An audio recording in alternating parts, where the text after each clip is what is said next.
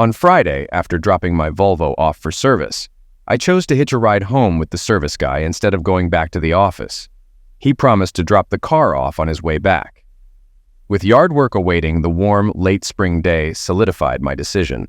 While raking leaves in our expansive backyard, I spotted my brother's red Corvette pulling into the driveway, sparking concern. As I approached, I overheard my son Sam calling him Dad, which puzzled me. My brother explained he was returning Uncle Joe's circular saw, jokingly referring to me as Clueless Joe, which stung. Feeling unsettled, I discreetly recorded the conversation on my cell phone. Sam mentioned wanting to spend time at my brother's place now that school was out, revealing my wife's frequent visits there, which alarmed me. Hearing my son inquire about why my wife doesn't divorce me and move in with my brother, everything started to make sense, leaving me deeply troubled. Eric boasted that since he got your mother pregnant, he's asked her monthly about divorcing me.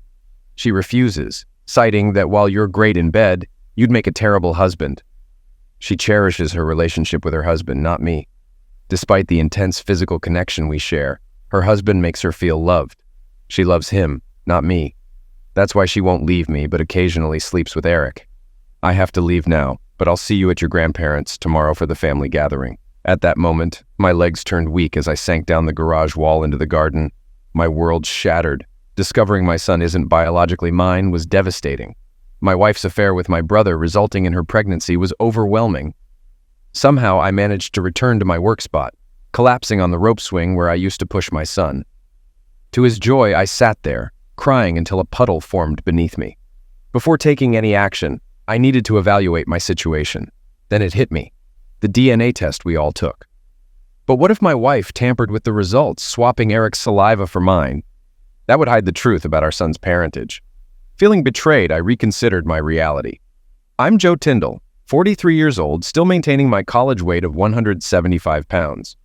Though my passion for running is now sidelined by family and work responsibilities, I still manage a few miles each week, sometimes participating in charity races. I hold the dual positions of Chief Finance Officer and Chief Operating Officer at Tyndall's Machine Company in my hometown, a family business spanning generations, initially founded by my great-grandfather, a blacksmith. Over time, we've evolved to specialize in precision parts for aerospace and metal replacement industries. My father, Edward, serves as president, while my brother Eric is the Chief Marketing Officer. Despite lacking a college education, my father learned his trade at a reputable trade school, whereas I hold bachelor's degrees in industrial engineering and accounting. Unlike me, my younger brother Eric, who excelled as a high school football running back, pursued a physical education degree in college, mainly to maintain his eligibility for football. Despite lacking precision skills, Eric's strong interpersonal skills and name recognition proved invaluable in cultivating and maintaining customer relationships for Tyndall's. While we occasionally clashed, such as over commission structures, ultimately, our differing roles complemented each other, contributing to the success of our family business. I first noticed my wife Carol during a charity 5K run, where her exceptional physique caught my eye. Despite my fair share of encounters with attractive women, Carol's appearance stood out, with her narrow waist and perfectly proportioned muscles. Though initially infatuated, it was her stumble during the race that led to our first conversation, eventually sparking our relationship. Carol, an English teacher with a degree in secondary education, and I married a year after our chance encounter. Despite our desire to start a family, conception proved elusive despite our efforts to time copulation meticulously.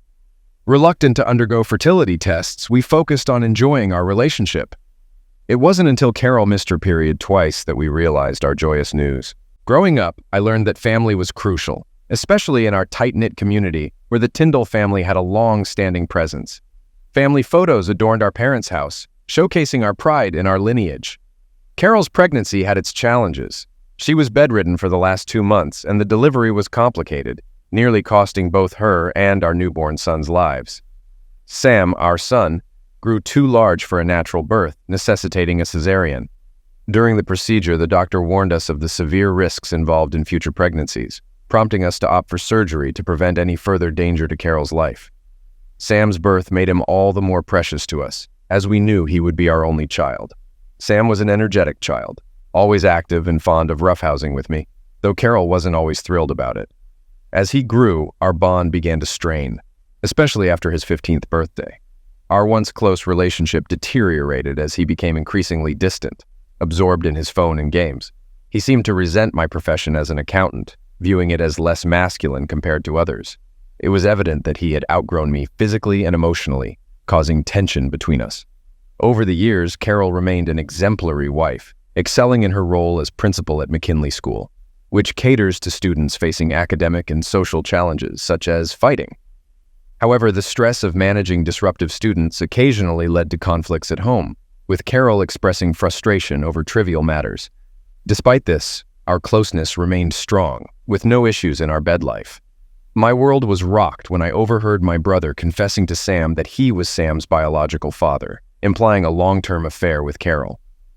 Doubt gnawed at me, especially considering Sam's resemblance to both my brother and father, leaving me questioning the truth. That evening, I scrutinized Carol's behavior for any signs of infidelity, but found none. We shared a lively dinner, and later, when alone in the kitchen, Carol surprised me by wearing nothing but a lace apron. Despite my suspicions, our closeness that night was passionate and genuine, affirming our love for each other. The following Saturday, we headed to my parents' house for lunch to celebrate Edward's 70th birthday. Carol preferred her Lexus over my Volvo, and Sam wanted to drive separately. As we arrived, my mother, Sally, greeted us with hugs in a specific order. Carol, Sam, then me, mirroring the sequence for Edward.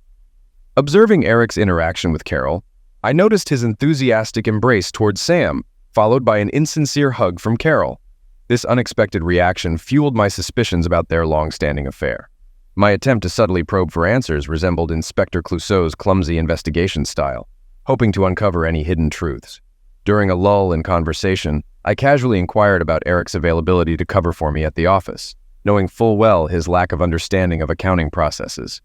His cryptic response about a big project confirmed my suspicions, evident from Carol's uneasy reaction. Silence filled the room, devoid of any sound save for the stillness. It was quieter than midnight in a graveyard. All eyes darted between the five of them, a clear indication that they were aware of the infidelity. Beneath my facade of cluelessness, I grasped the situation. Dad initiated the conversation, expressing pride in our family's land and business legacy. He announced his retirement as president of Tyndall, with Eric succeeding him. However, the unequal salary structure, favoring Eric, left me uneasy. Carol's supportive gesture couldn't alleviate my concerns. The prospect of Eric lacking essential knowledge, leading the company seemed disastrous. Eric's assertion of dominance over me only fueled my frustration. It seemed once again, I was destined to lose. "All right, enough," Dad asserted. "Eric, you're not taking the helm. I'm still chairman and hold all the stock. You'll run the business as I say. This company's been in our family for a century, and I won't let it go south on my watch. We're Tyndalls, with our legacy in our hands, like those men on the wall." Dad gestured to the family portraits. "So chill out." "Speaking of which, Dad, which one's your grandfather?" I inquired. "My grandfather's on the left. Next to him is my father, and I'm on the far end," Dad answered. Glancing at the pictures, I realized I looked nothing like any Tyndall. "I don't get it," I admitted. My mother's demeanor changed. "Joe, it's time you knew," Dad confessed. "Your mother and I planned to marry, but she got pregnant at her bachelorette party while we were carnal. We thought you were mine until a DNA test proved otherwise when you were 10. But Eric was. Well, that cleared up some questions about how I was treated compared to Eric. It wasn't the bombshell I expected. I was probing for answers about Sam's biological father and got hit with this bombshell instead. Everything had flipped upside down. There wasn't much I could do now, but it left me with more questions. Finally, Mom spoke up saying, "That doesn't mean we love you any less than Eric. We raised you as our own, and we still see you as our son." It was comforting to hear from her. But how did this tie into what I overheard Sam and Eric saying? "All right, Dad, that explains my body type. But why doesn't Sam resemble me like you and Eric?" Here's another curveball for them. "Joe, you and Carol struggled to conceive. It weighed heavily on Carol, fearing she couldn't fulfill your wishes. She recalled your mumps and worried you might be sterile. Your mother and I thought Eric could provide what you couldn't. We hoped to keep it hidden. But DNA tests and physical differences between Tyndall and non-Tyndall bodies made it inevitable." My mind was overwhelmed with emotions, swirling like a tornado. I couldn't find the words to comprehend this discovery. Both my mother and wife hugged me tenderly, tears in their eyes. Mother whispered, "My son, I'm so proud of you." Carol murmured, "My husband, I love you so much." Dad said, "We hoped you'd understand and feel the love your family has for you." "Oh, can I call you Edward now that I know you're not my father?" "Why would you think I wouldn't be hurt by this?" Sam snapped. "Now you understand the humiliation I've endured. Having kids think you're my father instead of a real man like Eric Jez," Sam retorted, drawing everyone's attention with a slap to his face. Carol interjected, "Joe's been an exceptional father to you, sparing no effort to make you happy. I've seen plenty of kids with worse fathers, but none better," I added sarcastically. "Consider yourself lucky to have him." "Why wait so long to reveal this concern for my feelings?" I challenged. "Why not rip off the bandage instead of deceiving me all these years? You must have had some laughs behind my back as I boasted about my great son, while you called me clueless Joe." Once again, silence dominated the room. "We couldn't tell you, Joe. It would have hurt too much, and we hoped it wouldn't come to light," Dad explained. "Plus, we needed you at the plant. You're the brains and creativity behind the operation. Losing you would have been catastrophic, and frankly, we couldn't afford to replace you. Headhunters showed us salaries for CFO and COO positions, more than double what we pay you." "I can't wrap my head around all of this," I exclaimed. "You encouraged my brother to impregnate my wife for a Tyndall heir, not mine. You kept me underpaid to boost profits. You made me believe I'd run the show one day. But apparently Tyndall blood matters more than competence." "I can't take any more surprises today," I continued bitterly. "Next, you'll probably tell me my beloved wife is still sleeping with my despicable brother. The big reveal. Will she confess or continue lying as she has for 17 years?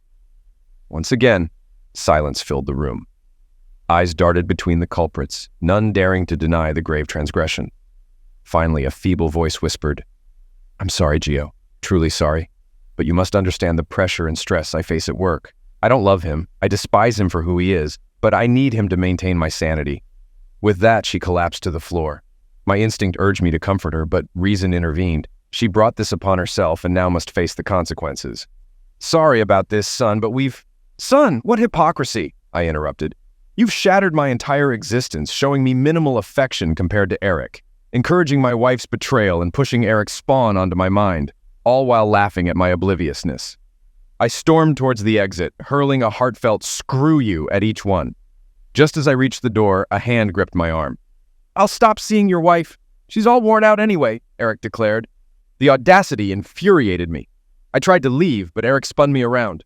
Seizing the opportunity, I aimed a punch at his nose, but missed, striking his throat instead. His eyes bulged, and he collapsed, gasping for air. This was my final opportunity. Stepping back, I delivered a forceful kick to his groin, eliciting a blood-curdling scream. Carol and Sam rushed to his side, their reactions contrasting. While Sam tried to console his mother's partner, he hurled insults at me. Carol, meanwhile, unleashed her fury, kicking Eric relentlessly. Leaving the chaos behind, I drove Carol's car into Eric's Corvette and grazed Edward's F-150 in my distress. Seeking solace, I pulled into an abandoned gas station, where waves of sorrow and rage washed over me. Beating the dashboard in frustration, I eventually succumbed to exhaustion. Amidst the turmoil, Carol's attempts to reach me went unanswered. Taking a deep breath, I pondered my options. There was no reversing the damage done. I was not only a betrayed man, but also not biologically related to my supposed father. It was a complete mess I found myself in. Just days ago, I felt on top of the world. Now it seemed like everything had turned to crap. But amidst the chaos, I saw potential avenues. Option 1. Continue in ignorance, accept a raise, but work under Eric or Edward. However, the thought of seeing Eric and Carol every day filled me with dread. Option 2. Vanish quietly, leaving the Tyndall family to their own devices. Yet, they hadn't cared much for me before, so why would they after? Neither option appealed to me. Option 3. Stay and infiltrate the family, but not for their benefit. I wanted to make them regret every wrong they'd inflicted upon me. Yes, door number 3 was my choice. With my house 20 miles away, I had to act swiftly. I left the damaged car in the yard and packed essentials into my Volvo. Bullet, Sam's dog, lingered around, a constant annoyance. But even his parting gift, a pile of excrement, couldn't dampen my resolve to leave. Amid laughter, I carried the fresh dog waste into our bedroom, placing it on our wedding ring quilt, a sentimental piece stitched with wedding ring patterns and fabric from our childhood clothes. I topped it with my wedding ring, a clear symbol Carol would understand. Meanwhile, I stacked and hammered nails through all the framed pictures of her and Eric's son, shattering the glass. With my loaded Volvo, I checked into an extended stay hotel across town, then swapped it for a rental car to avoid detection. Next, I stashed Sam's car in a storage unit, intending to sell it later. Over pizza and beer in my room, I focused on financial tasks, securing my funds and closing joint accounts. I left Carol 2 paychecks worth in our account, taking the rest, including Sam's college fund, which I'd withdrawn over time. Sleep was elusive as I grappled with memories of happier times.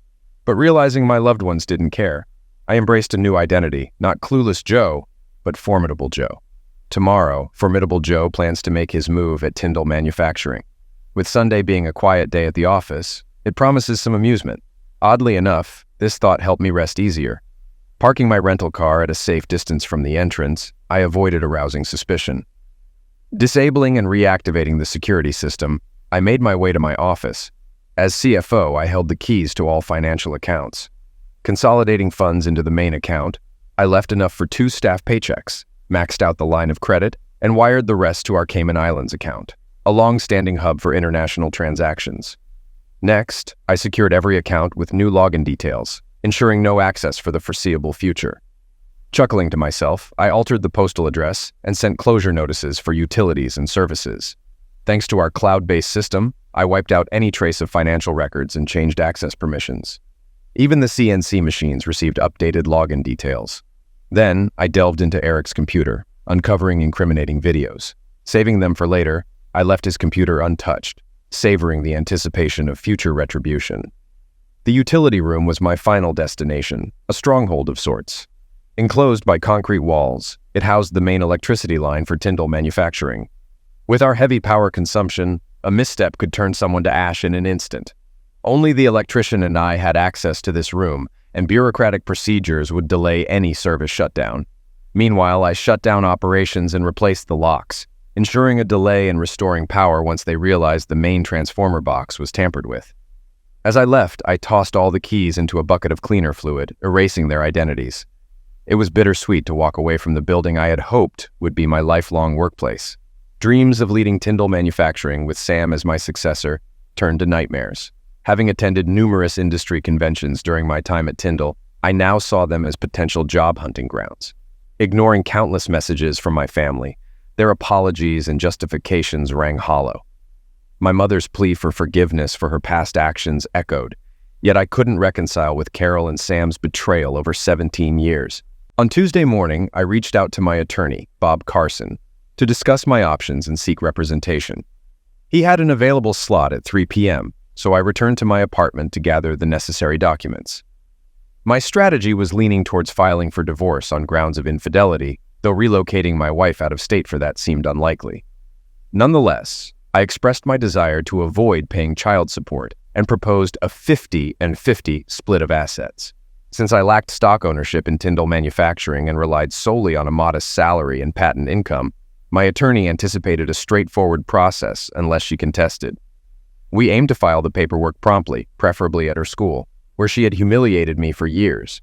During our meeting, I disclosed the rearrangement of Tyndall funds, leveraging my CFO authority to move money between banks without embezzling. While my attorney cautioned against potential legal repercussions, I reasoned that my limited assets wouldn't justify their legal expenses. He emphasized the need for a $3,000 retainer check and advised caution in potential legal battles. Soon, I found myself in 3 meetings where companies sought my services and access to my patents. With supportive friends in town, I didn't want to burden them, so leaving seemed the best option. At 43, starting anew seemed my only way out of this mess. A week later, Bob Carson alerted me to a situation at the county attorney's office. Edward accused me of embezzlement, wire fraud, and grand theft. However, all funds remained securely in a Tyndall account. Edward's aversion to flying, especially over water, hindered his ability to handle the matter in the Caymans. A month after Carol received divorce papers, my attorney asked if I had responded to her attempts at communication. I hadn't entertained any contact from her. Legal hurdles emerged, with Carol contesting my claim to Sam's college fund and car. Despite doubts about winning in court, I proposed concessions. If unsatisfied, I threatened legal action, alleging fraud for my belief in being Sam's father. A week later, the lawyer conveyed that Carol was ready to sign the papers, but she requested an hour with me. I reluctantly agreed, stipulating that only Carol and I would meet and recording the session for security. The following week, I parked in my old driveway, wary of unfamiliar vehicles. Carol awaited my arrival, offering no seductive gestures.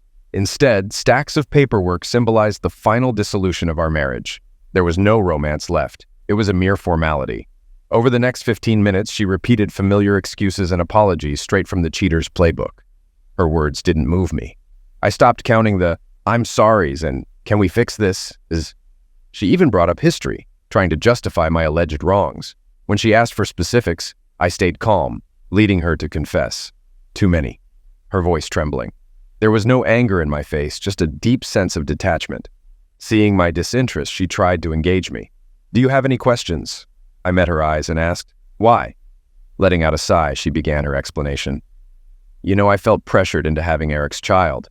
Edward insisted on continuing the Tyndall bloodline, fearing Eric's offspring wouldn't meet our family's standards. Even when we tried for Sam, I hoped it would be yours, but I made a huge mistake. The thought of labeling her with the same term Edward despised was tempting. "I'll let her stew in her own guilt for a while," I retorted. "Your reasoning is disgusting, Carol. Continuing with Eric after getting pregnant, was that to keep our family together? Did you enjoy secretly humiliating me?" I yelled, "No, Carol, that was about you, not me. You vowed to be faithful, yet you slept with my brother.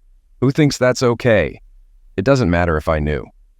I misspoke, Joe. What I meant was, it was more about me than you.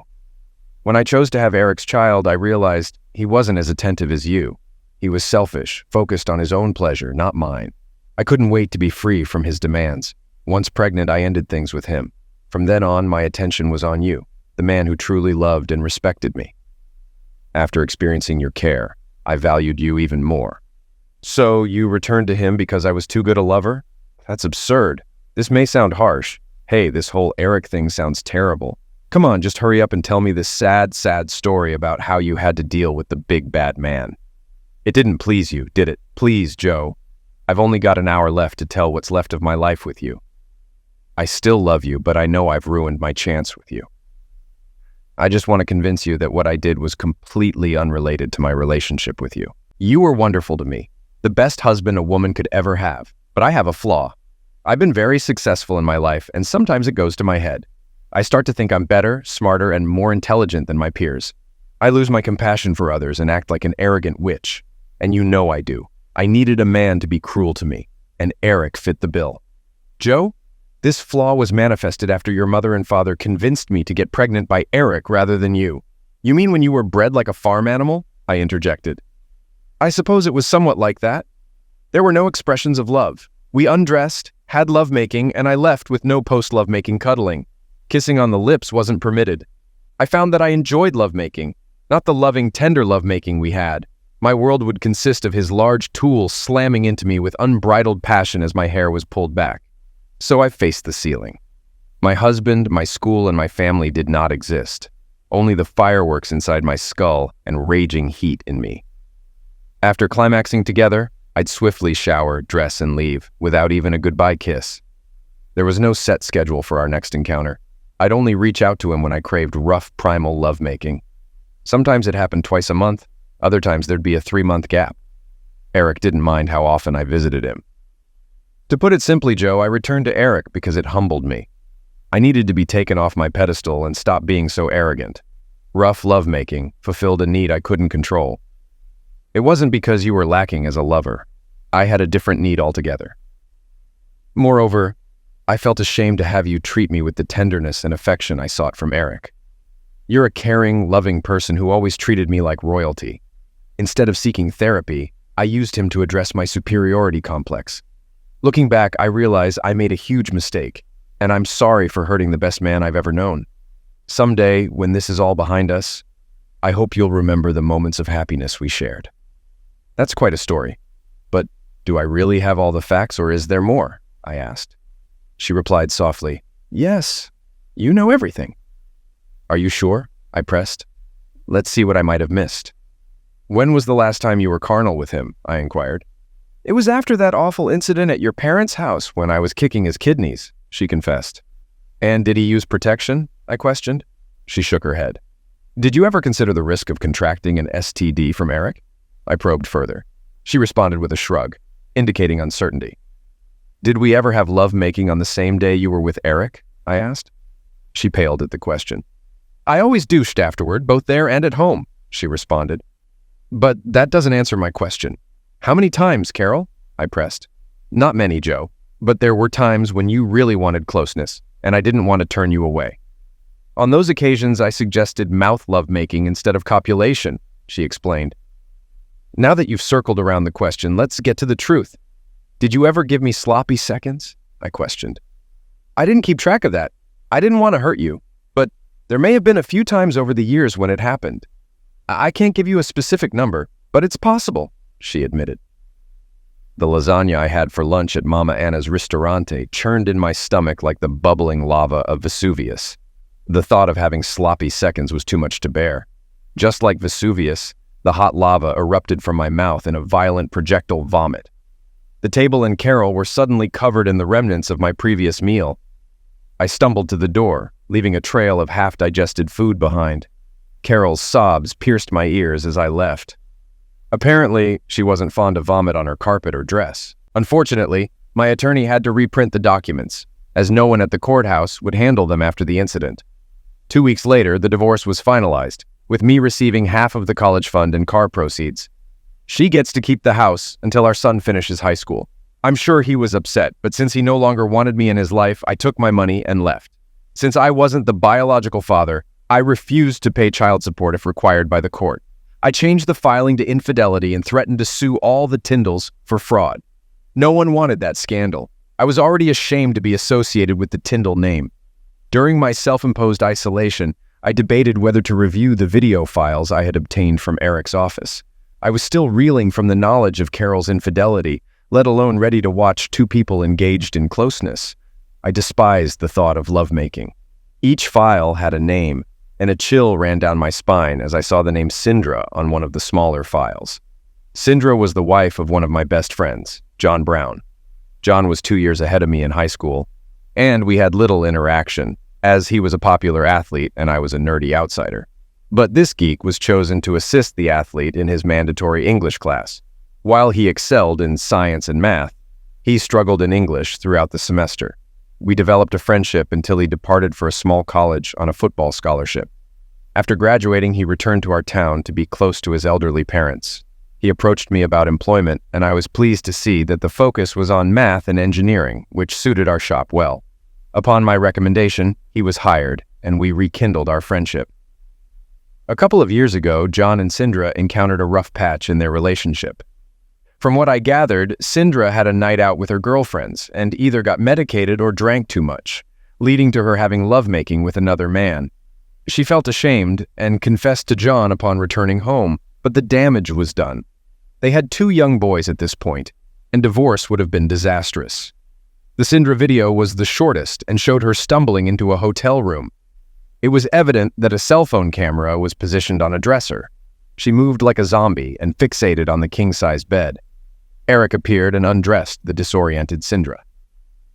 Initially, I thought there was no audio, but it was because there was no conversation. While I had admired Sindra in a bikini at the lake, seeing her standing undressed left me speechless. Now I understood why John was reluctant to let her go. Eric forcefully seated her on the bed, devoid of any tenderness or affection. He proceeded to have copulation with Sindra until he reached climax. After satisfying himself, he grabbed a drink from the mini-fridge and lit a cigarette. Slowly, Sindra made her way to the bathroom, composed herself, got dressed, and left. Throughout this encounter, neither of them uttered a word. John had always been curious about what had transpired, and now I had some evidence in case he sought revenge. I invited John over to my apartment for a private discussion. After a couple of beers, he inquired about the confidential matter. Unaware of my discovery, I informed John that I had stumbled upon a video of his wife engaging in carnal activity with another man. It seemed to me that she may have been medicated, intoxicated, or both. I offered to reveal the identity of the man, show him the video, or both, whichever option would cause him the least pain. It took some time for John to compose himself. Tears welled up in his eyes, and he took deep breaths. I placed a comforting hand on his shoulder, but remained silent. "Whoa," was his only response. "It's my brother, Eric, but she despises him, thinks he's an idiot. Why would she sleep with Eric?" As I mentioned John, She appeared to be out of it. I'll show you the video to prove she wasn't the one initiating the encounter. After watching the video, John recognized the unnamed man who had copulation with his wife after a girls' night out several years ago. She didn't know his name or the reasons behind their encounter. As she tearfully recounted the story to John, he tried to remain calm and asked why this man would sleep with an employee's wife. She explained that it was a one-time occurrence and he never contacted her again. My guess, John, is that he didn't care about her name. He just medicated the most attractive woman and had lovemaking with her. He didn't need to know her name, just her body, I concluded. As John stood up, he expressed gratitude, stating that this revelation was surprisingly helpful. He mentioned forgiving her previously because of her remorse and distress.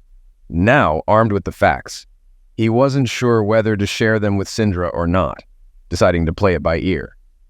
He asked if he could have the video, to which I agreed, stating that it was likely the only copy. He joked about potentially causing accidents to his brother in the future, ensuring his alibis were solid. We embraced, and as he left, he told me to keep in touch, acknowledging our close bond. I didn't invest much time in reviewing the videos of Carol and Eric. It simply wasn't worth the effort and messed with my head. Eventually, I decided to delete all the videos with Carol's name on them. I never wanted to see those recordings again. However, fate intervened as I was deleting the files, causing me to hit play instead of delete. What I witnessed was more repulsive than I had anticipated. Carol was on her knees, facing the camera with a euphoric expression. It was clear she wasn't lying when she said her husband, family, friends, and school were forgotten when she was with Eric. She seemed to be thoroughly enjoying herself, even barking like a witch. Seeing the woman I once loved debasing herself in such a manner was devastating. This scene shattered every positive thought I had ever harbored about her. 2 weeks later, John visited for a beer to express his gratitude for providing answers to questions that had plagued him for years. He also thanked me for confirming that Sindra had been carnally assaulted, not engaged in an affair. He proposed using the remaining recordings to expose cheating wives and assist husbands who had been hurt by Eric's actions. I willingly handed over the remaining videos to him. Meanwhile, my job search efforts were paying off. A competitor of Tyndall's reached out to me for an interview in their city, located 100 miles away. This brought a glimmer of happiness after a long period of turmoil. I made myself available for the interview at their convenience. The Donan Corporation, led by CEO and President Tim Donan, offered me an attractive employment package similar to my peers. The next step was meeting with the head of Reynolds Resources for a personality evaluation. Given my recent experiences, I couldn't help but worry about what they might uncover. The following morning, I was scheduled to meet with Mickey D. Reynolds, the owner of Reynolds Resources. Besides personality evaluations, Reynolds Resources handled HR duties, employee recruitment, corporate governance, and reporting for various industries, including donut manufacturing. Tim had mentioned how this relieved him of administrative burdens, as he preferred projects over paperwork. Their office boasted a modern and sleek design, a departure from Donan's more traditional manufacturing setting.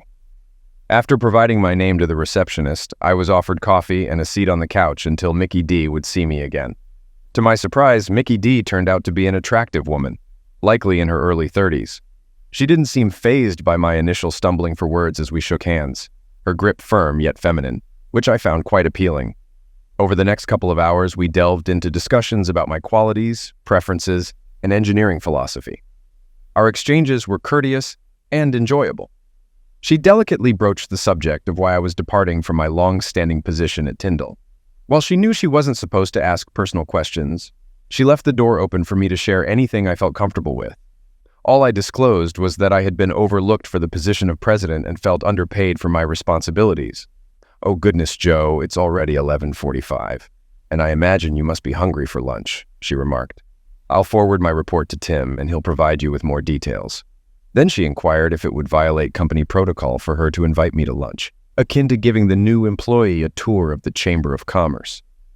With a sly smile, she added, "I'd love to do that." And so began the first of many lunches, which gradually evolved into dinners, and more over the ensuing months. I was hesitant to embark on a new relationship, but I found joy in her company. From her responses, it seemed she appreciated the gradual pace and the development of our friendship. Meanwhile, Tyndall Manufacturing was facing financial woes. Despite having sufficient cash to settle all obligations, the funds were inaccessible. Edward had to act swiftly as vendors, and suppliers were pressing for payment. He resorted to utilizing emergency funds to keep the company solvent. Nevertheless, the damage to the company's reputation was severe. Suppliers demanded upfront cash payments, severely impacting their operational finances. Gradually, I shared the details of the upheaval in my personal and professional life with Mickey D. She was empathetic, having experienced her own turmoil when her husband was tragically eliminated by a UPS truck 2 years prior. In the meantime, John informed me of an incident where someone attacked Eric in a dimly lit bar parking lot.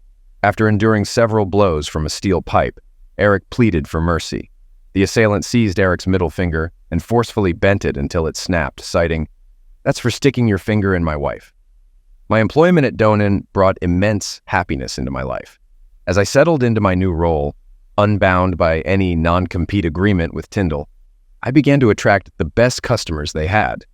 They were aware of my departure from Tyndall and welcomed my contact information. While I didn't possess Eric's salesmanship skills, I understood their needs and how to fulfill them more efficiently, rapidly, and affordably than Tyndall. 6 months later, after finalizing my divorce, my relationship with Mickey D blossomed. Beyond her beauty, intelligence, and compassion, she was a delight to be around. After numerous dates and deepening our connection, our interactions became increasingly physical. One evening, it became evident to me that Mickey was receptive to the idea of being carnal with me. As we danced closer than usual, she recognized my interest in her. As her leg brushed between mine, she gazed up with those captivating eyes and suggested, "Shall we head out?" "Absolutely," I replied, kissing her with even more intensity than before. We couldn't resist each other on the journey home. It was almost reckless. But with endorphins surging, how could we restrain ourselves? There was no competition of buttons popping or shirts ripping. Instead, we slowly undressed each other in her bedroom, exploring unfamiliar territories with our hands. Our breathing and heart rates accelerated. "Did you bring protection?" she whispered in my ear. "No, I'm sterile. That's why Carol had Eric's baby." "What did the doctor say about your sterility?" "No, doctor. My mom claimed I had mumps as a kid, rendering me unable to impregnate Carol. But she's the same woman who deceived you about your paternity and encouraged your wife to cheat with your brother. If I were you, I wouldn't trust anything she said. You should get your own doctor's opinion. Now I'm ready for some amazing lovemaking." By morning, we had engaged in lovemaking at least 4 times, and I suspected she had surpassed that number. After expending all our carnal energy, the topic of my fertility arose. I pledged to visit a fertility specialist and undergo testing, though I'd have to wait a week for my body to regenerate anything close to the seed fluid count I had this weekend. Following an embarrassing stint in the doctor's office, I was instructed to return in a week for the results. Since Mickey was invested in this topic, I invited her to join me for the next appointment. The doctor quickly informed us that I wasn't infertile. My seed fluid count totaled a modest 25 million, below the average range of 50 to 100 million, but with mobility meeting the average standard. He advised that unless we were eager to conceive immediately, we needn't worry about fertility issues. Perhaps some vitamins and abstaining from excessive drinking could provide a slight boost. The best approach, he suggested, was not to obsess over conception. It's like a game of roulette, with your seed fluid meeting your partner's egg by chance. While the odds were slim, they weren't impossible. Mickey resumed birth control while I used contraceptives for a few months. We contemplated moving in together, perhaps after the holidays. But first, she wanted me to meet her parents. They were under the impression she was dating a wonderful guy. That's what she claimed anyway, and they were eager for him to visit. Perhaps this marked the start of a real family for me once again. I felt a bit nervous as we approached a sizable yet modest house. Just as the door swung open, Mickey D stepped forward, clasping the man in gray slacks and a red Christmas sweater. She turned slightly to the right and introduced, "Daddy, I want you to meet the man I love, Joe Tyndall. Joe, meet my father." I cut in, "Mr. Donen Ops. Tim, I had no idea she was your daughter. Wow, I'm at a loss for words. Say, nice to see you, Tim, and come inside. Why didn't you tell me Tim was your father? Wouldn't that be something I'd want to know?" "Yes, Joe. That's exactly why we kept it from you. I wanted to see if you were interested in me or my inheritance. Plus, I didn't want any trouble from employees about you dating the boss's daughter and potential heir to the company. Like me, she had a younger brother who passed away at 16. So, What does being invited to Christmas dinner with your folks mean for me? Is this strictly personal, or does it affect us? Joe, it means I love you and want you to meet my family. It's separate from our relationship. Since you told me you have no family, I'm inviting you to spend Christmas with mine. Okay, so now I know about Mickey D. The D stands for Donan. I'm really clueless, huh? She giggled, teasing. Maybe you should add a D to your name for duh. We all shared a laugh at that. With everything clarified, we had a delightful afternoon and evening.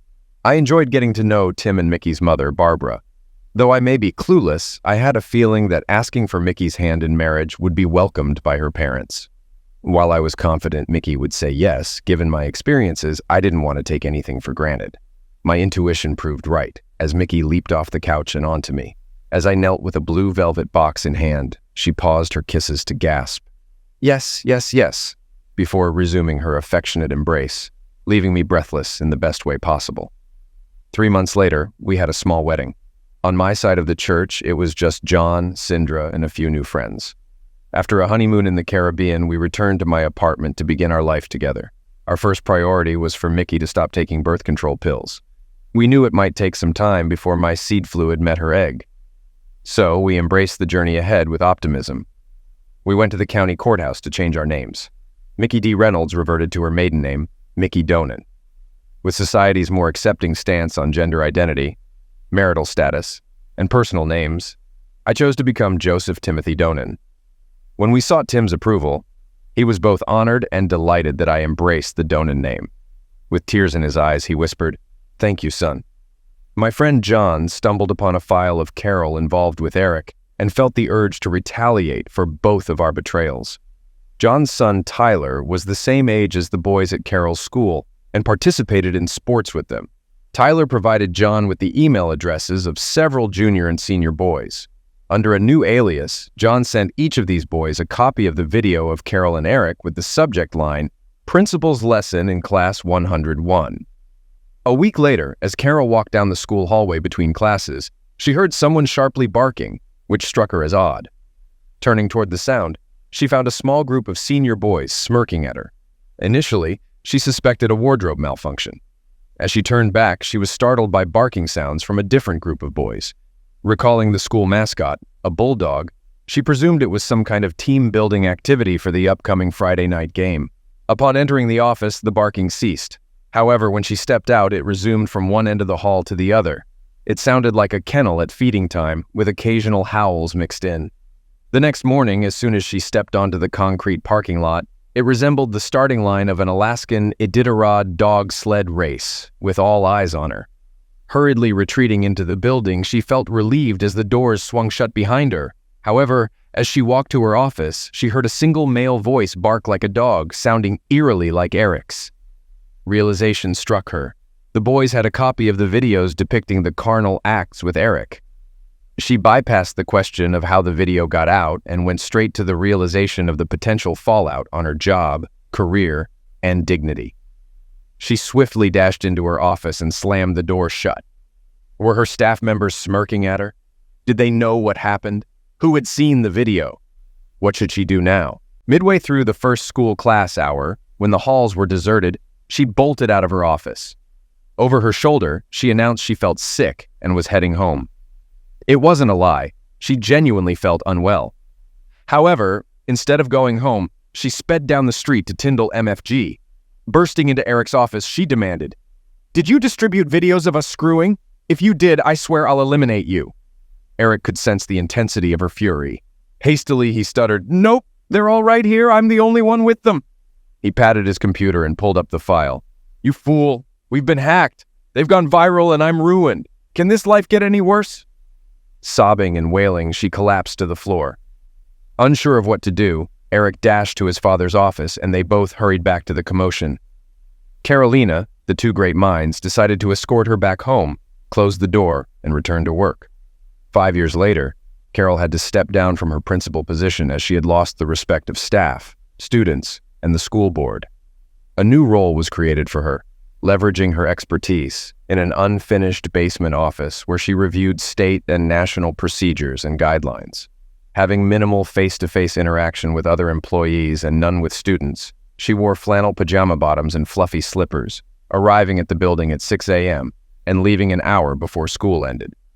Her notoriety forced her to live as a social outcast, traveling out of town to buy groceries. Sam often found himself sent home for fighting. It's hard not to fight when his classmates kept referring to his mother as Lassie the Wonder Dog. Initially, several men expressed interest in her, sending dog biscuits with their phone numbers attached, hoping for a response. Tyndall Manufacturing's financial position took a nosedive after my departure. Losing customers to Donin Manufacturing, increased CFO and COO expenses, and poor management by Eric doomed the company's economic viability. To settle debts, Edward had to sell the family's legacy 160-acre farm, which would be developed into mid-priced housing. A business broker found a buyer for the company, and Edward made the decision to sell, effectively ending the family business. Edward and Sally rented a small apartment that ate up a significant portion of their Social Security check. When Edward and Sally pass away, the only remnant of the Tyndall family in town will be on tombstones. Eric and Sam departed, starting new careers as a used car salesman and a burger flipper. On July 1st, the company purchaser convened an all-employee meeting to introduce the new president. Edward and Eric were not invited, but the new shop foreman, John Brown, grabbed the crowd's attention and exclaimed, "Ladies and gentlemen, let me introduce you to our new president, Mr. Joe Donin." The staff was relieved to learn that they were acquired by a competitor rather than a large conglomerate that might liquidate assets and lay off employees. The real surprise came when I emerged from the office, mumbling and gazing around. "Hello, everyone. It's good to be back in this building. Did you miss me?" This was met with resounding cheers. "I suppose Eric wasn't as competent a president as he thought." After assuring the assembled Donin Manufacturing employees of the anticipated growth and utilization from the former Tyndall Manufacturing, the employees began chanting Donin, Donin, Donin.